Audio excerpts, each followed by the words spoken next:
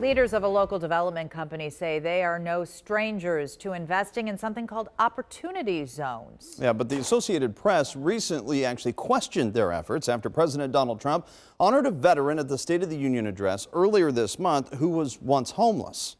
Now that man, Tony Rankins, and his employer are talking about it with our own Whitney Miller. She joins us now live. And Whitney, what can you tell us? Well, the Associated Press says Tony Rankins' story of success isn't exactly true, but his employer, Our Investment, says not so fast.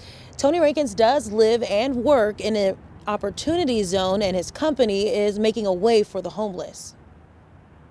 But something good is happening, someone's always try to pour salt on it. So Tony Rankins says he was disappointed to learn questions about his story popped up earlier this month after the president recognized him during the State of the Union address. Rankins was homeless when he was offered a job with Our Investments. The company gave him housing and a job as a tradesman in Nashville. Rankins later transferred to Cincinnati to work on another project with the company.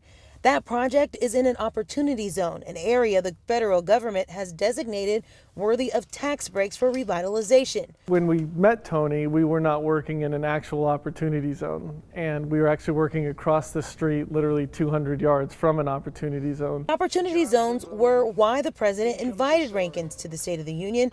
It's also why the Associated Press has questions. The point of the matter, in my opinion, is that we've been working in these areas that are now considered opportunity zones for the last 14 years. Travis Steffens owns the company and says the AP's questions are a distraction from the positive work he is doing to help give the homeless a second chance. For the last 3.5 to 4 years, we've been taking homeless people off the streets, housing them in the projects that we're working in, giving them the tools of the trade. Steffens is about to renovate this warehouse in Camp Washington.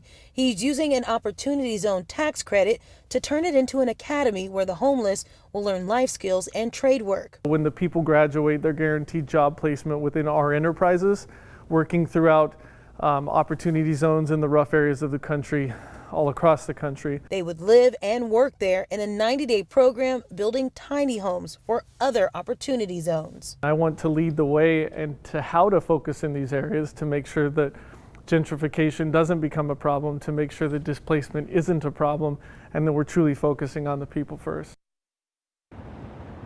Now that academy would be here in this warehouse. Steffens says it's a 90-day program, and afterwards those men and women would be guaranteed a job with his company. He hopes to break ground next month. For now, in Camp Washington, Whitney Miller, WCPO 9 News.